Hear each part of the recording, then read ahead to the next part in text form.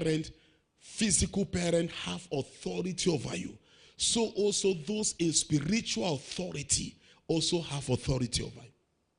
And that's why you should be careful not to provoke them to the point where they will start cursing you or saying negative things about you, because it will work. It will work. Today I've seen a lot of charismatic believers, that is the Pentecostal, because they feel they can speak in tongues, they will go and despise their parent, and the mother will get angry, and the mother will touch her breast that if it is this breast you suck, let me see what come out of it. So I cover myself with the blood of Jesus. Nothing will happen. You are wasting your time. Something will happen. Except you didn't provoke that woman. Something will happen. Something will happen. Is somebody still here? You don't just provoke them and just feel, no, God didn't say so. They have authority over our life. Ephesians chapter 6, verse 1 to 3, then we see example of where parents curse their children. It says, children, obey your parents in the Lord, for this is right. This is right. Obey your children, your parent in the Lord. If what they ask you to do is scriptural, obey them. If what they ask you to do is not scriptural, then you let them know because of God that they are breaking his law. You will not obey them because God is greater than them. Is somebody still there? That's when I got born again as a young man. I've said it before. Then my dad was still taking his alcohol and his kaka and what have you. So he would call me and said, of course, before then, we had one that go and be buying. When I became born again, I became a preacher, and I told him, I said, I'm no more comfortable to go to, how this Brukutu house is. And most of them, I would have preached for them on the street. Then they would see me collecting jerrycan. And so I have to sit my dad one day and explain to him that I'm no more comfortable with it. That was late 80s. And he looked at me and said, I gave birth to you. I train you. You finish school and you say, I can't send you. I said, no, I'm not saying you can't send me, but to go and buy this one. Any other assignment you give me, I will do, as long as I can do it. But this one, it offends my faith. He tried. I said, no. I stood my ground. And that was how he just gave up. I said, the Bible said we should obey our parent in the Lord. I remember then I was youth president, 1987. Youth president of our church. I said, what will I be teaching the youth? How many people, even though they know you take, but how many people that don't know you will not know that I'm buying it for my father? So we think I'm buying it to go and help myself. Praise God. So, you see, but I had to talk with him. And I insisted, but with due respect, he gave up. Obey your parent in the Lord. Verse 2, honor thy father and thy mother, which is the first commandment with promise, that it may be what? Well with thee.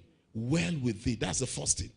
If you want to be well with you, live a prosperous life. Well with you, you'll be happy. Well with you is to be fulfilled. Then honor your parent. And then the second part is that you may what? Live long on earth. You can live long without being well. There are people who live long in frustration. They wish death had come earlier. Don't provoke your parents. In Genesis chapter 9, verse 24-25, Noah was despised by one of his sons. And when he got up, he cursed. What pained me with Noah's case, he didn't even curse the son, he cursed the grandson. The son of the son that offended him. And Noah woke up from his wine. Because he took wine, he became drunk. So he didn't know when he lie down naked. If you read the preceding scriptures. And then two of his sons, one of the sons came and saw him naked. And he went and told, because he has 3 children that escaped the flood. And told the other 2 brothers, he was laughing. Come and see the way Papa is lying down. No clothes. Sir, your father, you are talking like that? And the Bible said they took clothes and went behind, with the back, and covered him. And then when Noah woke up from the wine, they now told him what happened. So he knew what his younger son had done unto him. Verse 25. And he said, cursed be Canaan. It was Ham that did the thing, but Canaan was the son of Ham. He cursed. He says, servant of servant shall he be unto his brethren. Is somebody still here? Parental curse is very powerful. Don't do anything to attract it.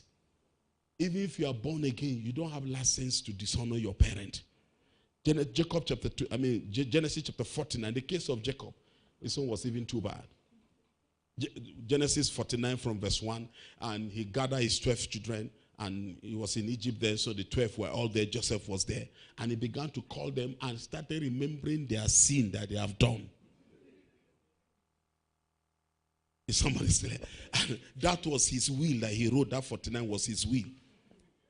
And Jacob called unto his sons and said, gather yourself together that I may tell you that which shall befall you in the last days.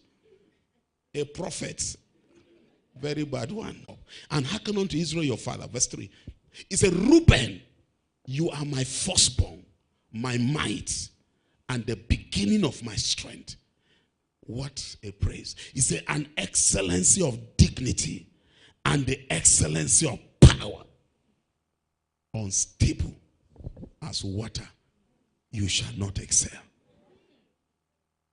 He wrung down all the praises. He counseled them with this statement. He said, because you went up to your father's bed, then defiles thou it. Why he went, Reuben went and slept with one of his concubines. His concubine, not his wife, one of his concubines that he slept with, Reuben went and slept with her. The devil that pushed Reuben must be a first-class devil. Among all whom he didn't see anyone, he's the one that his father slept with. And the father kept quiet until when the man was old. And Reuben became cursed. Reuben lost the benefit of firstborn. 1 Chronicles chapter 5 verse 1. He lost it to Joseph because of that act. Now the sons of Reuben, the firstborn of Israel, for he was the firstborn, for as much as he defiled his father's bed. Now look at it. His birthright was what? Given unto the sons of Joseph, the son of Israel. He lost the birthright because of curse. Don't provoke your parent as long as they are alive. When you go to Genesis 49 verse 5 to 7, you see how he cursed Levite and Simeon because of their anger. Simeon and Levi are brethren, instrument of cruelty, and in their habitations quickly. And one, oh my soul, come down not into their secret and unto the assembly. My honor, be not thou united. For in their anger they slew a man, and in their self-will they dig down a wall. Cursed be their anger. That Levite was the great-grandfather of Moses. It was this anger that Jacob refused to forgive that cost Moses the promised land.